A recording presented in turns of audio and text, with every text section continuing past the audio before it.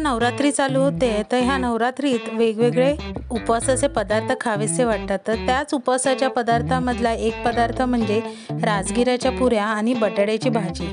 तर आज ह्याची रेसिपी मी तुमच्याबरोबर शेअर करणार आहे। नमस्कार, मी उर्वी सावंत पंगत तुमच्या आमचीमध्ये तुमच्या सगळ्यांचं खूप खूप स्वागत करत आहे। तर चला सुरुवात करूया राजगिराच्या पुऱ्या आणि बटाट्याची भाजी।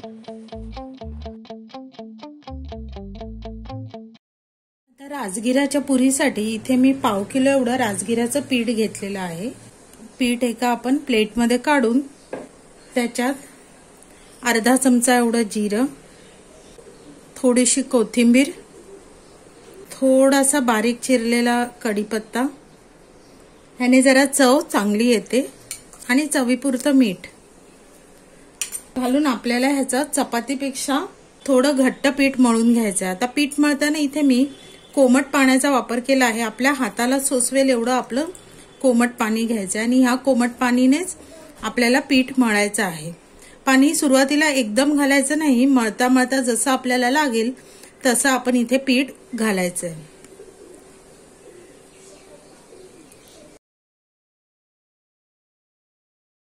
आता इथे पुन्हा थोडं पाणी घालून आपण ह्याचा घट्टसर गोळा मळून घेऊया।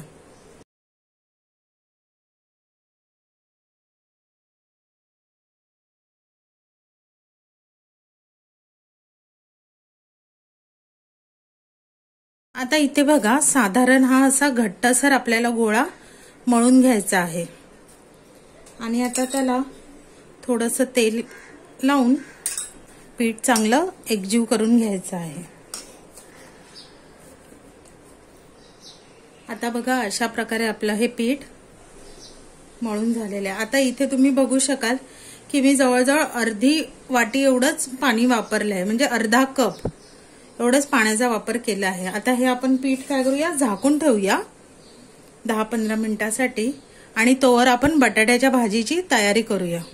आता बटाट्याची भाजी करण्यासाठी इथे मी एका कढईत तेल तापत ठेवलं आहे। तेल तापल्यावर इथे अर्धा चमचा एवढं जिरं, 2 हिरव्या मिरच्या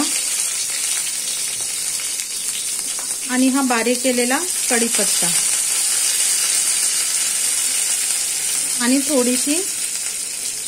सुरुवातीला थोडीशी कोथिंबीर फोडणीत घालायची आणि हे चांगलं व्यवस्थित परतून घ्यायचं आहे। मिरच्या शिजेपर्यंत आपल्याला फोडणी चांगली ढवळून घ्यायची आहे। इथे मिरची साधारण शिजल्यावर मी इथे अर्धा किलो बटाटे उकडून त्याच्या फोडी करून घेतल्या आहेत। आता त्यामध्ये चवीनुसार मीठ,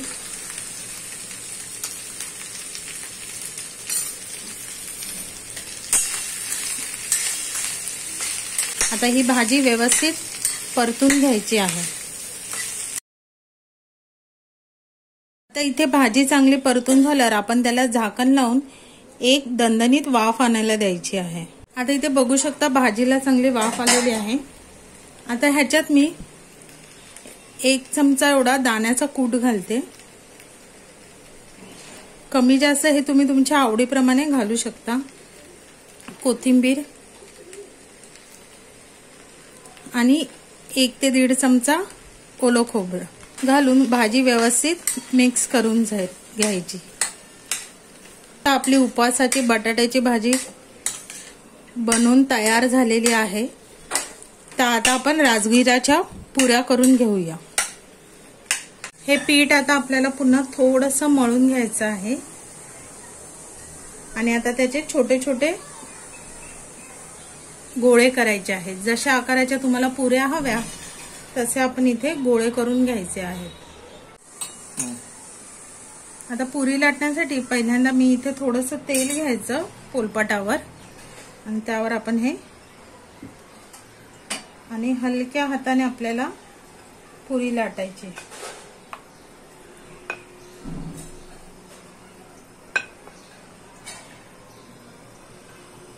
हे बघा, आता अशाच प्रकारे आपण सगळ्या पुऱ्या लाटून घेऊया।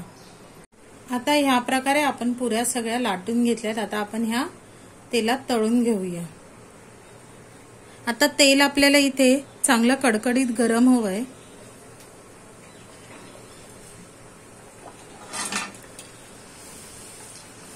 आता तेलात घातल्यावर आपल्याला सगळ्या बाजूने त्या पुरी मस्तपैकी दाबून दाबून फुगवायची. ही बघा आता इथे मस्त पुरी टम्म फुगलेली आहे. आता इथे गॅस थोडा मीडियम करून आपल्याला ह्या सगळ्या पुऱ्या तळून घ्यायच्या आहेत. तुम्ही बघू शकता पुरी किती मस्त टम्म फुगलेली आहे. तर आता अशाच प्रकारे सगळ्या पुऱ्या आपण तळून घेऊया.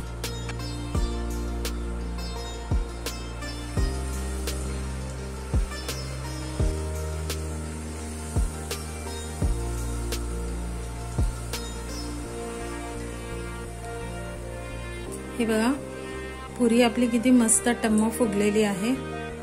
मग तुम्हाला ही माझी राजगिराची पुरी आणि बटाट्याच्या भाजीची रेसिपी कशी वाटली ही नक्की कमेंट करून सांगा. रेसिपी आवडली तर रेसिपीला लाईक करा, शेअर करा. चॅनलवर नवीन असाल तर चॅनलला सबस्क्राईब करा. आणि हां, अशाच नवीन नवीन व्हिडिओच्या नोटिफिकेशनसाठी बेल आयकॉनला प्रेस करायला विसरू नका. तोपर्यंत मस्त मस्त राहा.